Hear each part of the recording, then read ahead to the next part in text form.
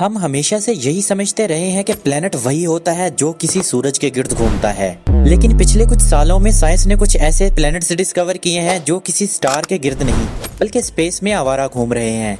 इन्हें रोग प्लैनेट्स कहते हैं। पहले हम समझते थे कि ये बहुत कम होंगे, लेकिन नई रिसर्च ने यह इशारा दिया है कि ये हजारों में नहीं बल्कि ट्रिलियंस में हो सकते हैं। एस्ट्रोनॉमर्स ने एक ऐसा रोग प्लैनेट डिस्कवर किया है जिसने साइंटिफिक दुनिया को हैरान कर दिया है और इसका नाम चा 11077626 है और ये हमारी जमीन से तकरीबन 620 लाइट ईयर्स दूर है। ये अभी जवान है लेकिन अपनी ग्रोथ में रिकॉर्ड तोड़ रहा है। साइंसदानों ने ऑब्जर्व किया कि ये प्लेनेट गैस और डस्ट को बहुत तेजी से जज़ब कर रहा है, अंदाजन बिलियन टन्स पर second.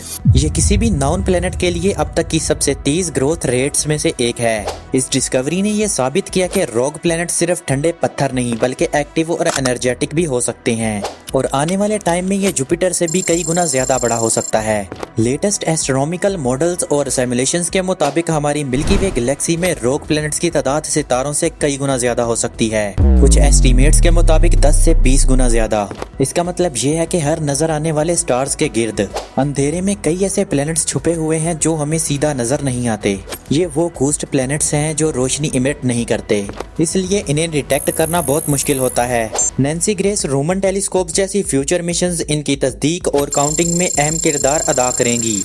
James Webb space telescope ने ओरियन नेब्यूला में एक और हैरानकुन चीज दरियाफ्त की, ऐसे रॉक प्लैनेट्स जो अकेले नहीं बल्कि जोड़ियों की शक्ल में स्पेस में घूम रहे हैं। फिजिक्स के मुताबिक बिना किसी स्टार के दो प्लैनेट्स का स्टेबल रहना बहुत मुश्किल होता है, लेकिन ये फिर भी साथ हैं। इस डिस्कवरी ने ग्रेविटी और प्लैनेटरी फॉर्मेशन के कवानीन पर सवाल उठा दिए हैं।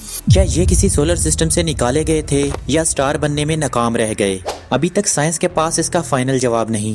रॉक प्लैनेट के बनने के पीछे दो बड़ी वजूहात समझी जाती हैं। नंबर 1, ये किसी नॉर्मल सोलर सिस्टम में पैदा होते हैं, लेकिन बाद में जुपिटर जैसे बड़े प्लैनेट्स की ग्रेविटी उन्हें सिस्टम से बाहर फेंक देती है।